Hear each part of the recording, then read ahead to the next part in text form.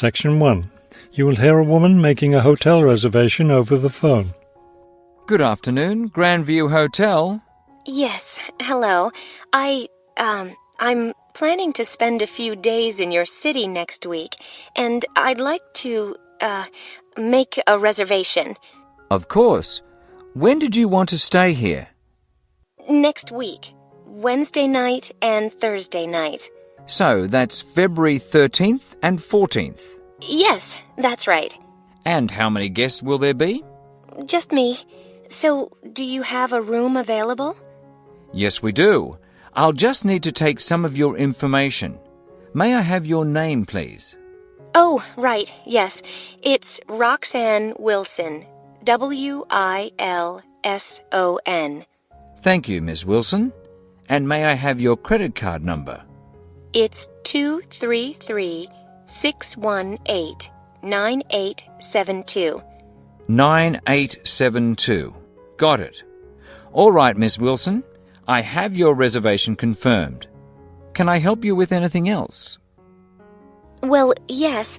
I was wondering, since I'll have a couple of free hours Friday morning before I leave, is there anything interesting to see close to the hotel?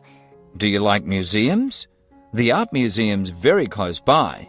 I love museums, but not art. Can't stand it. I've heard your city has a very interesting science museum, though.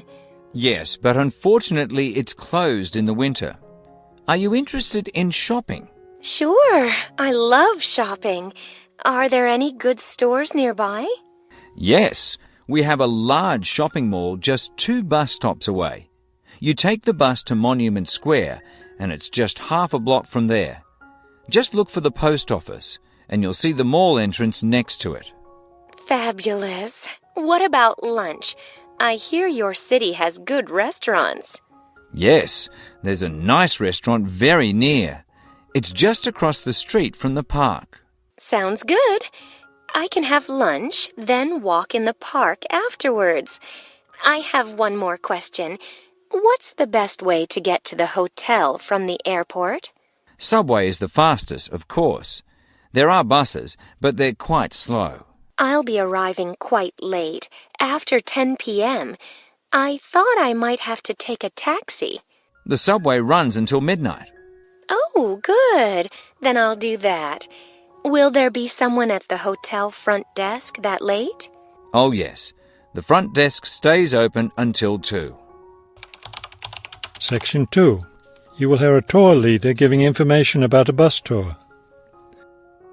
Thank you for choosing City Tours. The reason so many people choose our tours when visiting this city is because you can design your tour to suit your own interests. Your all-day pass entitles you to board our bus at any stop and stay as long as you like at each place. The all-day bus pass costs $18 for adults. Children between the ages of 5 and 12 pay half the adult fare, and children under 5 ride for free. Our buses run every hour on the half hour, starting at 8:30 a.m. Our most popular tour is the Centre City Tour, which goes to all the major attractions in the centre of the city. From the starting point here at the tour bus office, the bus goes to the first stop, Hill Park. As you may guess, this park is located at the top of a small hill. The next stop is the fishing docks. Following that, the bus goes on to the third stop, Bay Bridge, located at the foot of the bridge which crosses the bay. The fourth stop is in the shopping district. Then the fifth and last stop is at Green Street. There are many interesting things to do and see on the Centre City Tour. At the first stop, you can enjoy a spectacular view of the bay, the city, and especially of the fishing docks, which are located at the foot of the hill. At the second stop, you can walk around and look at the boats. Fresh fish from the bay is also for sale here, since this is the place where the fishermen bring in their catch. The next stop is where some of the city's finest seafood restaurants are located, so you might want to plan a lunch stop here. You can eat fresh fish here, prepared in the traditional local way. The fourth stop is, of course, where you can do your shopping. Don't miss the opportunity to purchase some of our city's famous handmade baskets. You'll want to take several home as souvenirs of your visit to our city. Finally, at the last stop on the tour, you can visit one of the oldest buildings in our city, the theatre. This building was built over 400 years ago and is still used today as a place to see plays, musicals and other performances, as well as our annual film festival. Section 3. You will hear a conversation between two students planning a research project. We'd better start planning our research project because we don't have much time left before it's due. I know, only 3 more weeks. Is that all? I thought we had more time than that. Well, let's get to work then.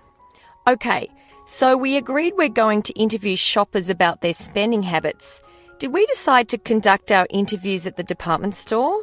We haven't decided anything definitely yet, but I think the shopping mall would be a better place. We'd get more of a variety of shoppers there. Yes, that's a good point. So let's do that. How many interviews did the professor say we had to complete? She said at least 30. That sounds like a lot, doesn't it? Yes, but if we divide it up between the two of us, that's just 15 each. That's not so bad. Okay, so I guess we'd better start designing our questionnaire. Well, we have to do some reading first, don't we? Didn't we say we were going to compare our results to the results of a government study? Right, the government study about how the economic crisis has changed people's spending habits. We want to see if we get similar results. Yes, so we'd better read that first and then design our questionnaire. Then I guess we'll be ready to go out and interview shoppers. No, don't you remember? The professor said she had to approve our questionnaire first before we actually conducted the interviews. Oh, right. So we'll get her approval and then conduct the interviews. I think a Saturday would be the best day for the interviews because everyone's out shopping then. Right. We'll do it on a Saturday then. And let's also plan to get together the next day to analyse the results. It's best to do that while everything's fresh in our minds, don't you think? Sure. That sounds like a good idea. Okay, so then we're going to have to present our results to the class. Do you have any ideas for that? It's an important part of our grade, so I think we should plan it well. Well, I think the obvious thing is to prepare some charts showing our results and how they compare with the government study. That will help make the information a lot clearer to the class. Right. Okay, so we'll draw up some charts of the results. And then that's it. All that will be left to do is give the class presentation. Do you think we can be ready on time? I sure hope so. Let's get started now. Section 4. You will hear a professor give a lecture on Louisa May Alcott. Good afternoon. Today I'd like to continue our discussion of the lives of prominent American writers by talking about Louisa May Alcott, one of the best-known 19th century writers.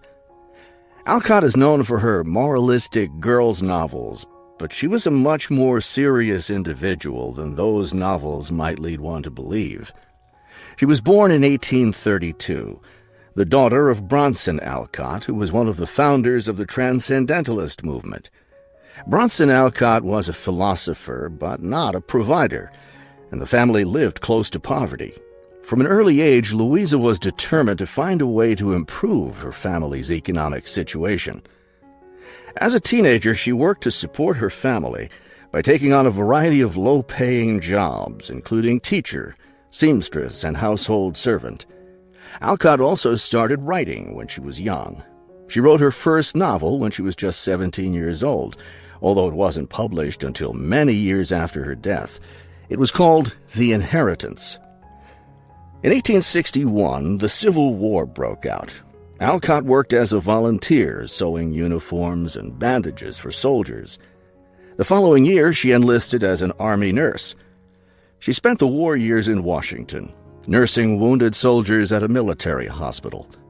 While working at the hospital, she wrote many letters to her family at home in Massachusetts. After the war, she turned the letters into a book, which was published under the title Hospital Sketches. She also wrote numerous romantic stories, which she sold to magazines. Around this same time, she was offered the opportunity to travel to Europe as the companion to an invalid. When she returned home from Europe in 1866, She found her family still in financial difficulty and in need of money, so she went back to writing. Her big break came in 1868, with the publication of her first novel for girls, Little Women. The novel achieved instant success, and the public wanted more. From then on, Alcott supported herself and her family by writing novels for girls. It wasn't the writing she had dreamed of doing, but it earned her a good income. Alcott took care of her family for the rest of her life. In 1878, her youngest sister May got married. A year later, May died after giving birth to a daughter. Louisa Alcott raised her sister's orphaned child. In 1882, Bronson Alcott suffered a stroke. Soon after that, Louisa Alcott set up a house for him, her niece, her sister Anna, and Anna's 2 sons in Boston. Her mother was no longer living by this time. Alcott was still writing novels for girls, including 2 sequels to Little Women, Little Men and Joe's Boys. The latter was published in 1886. Louisa Alcott had suffered poor health ever since she contracted typhoid fever while working as a war nurse. She died in March of 1888, at the age of 55. She was buried in Concord, Massachusetts.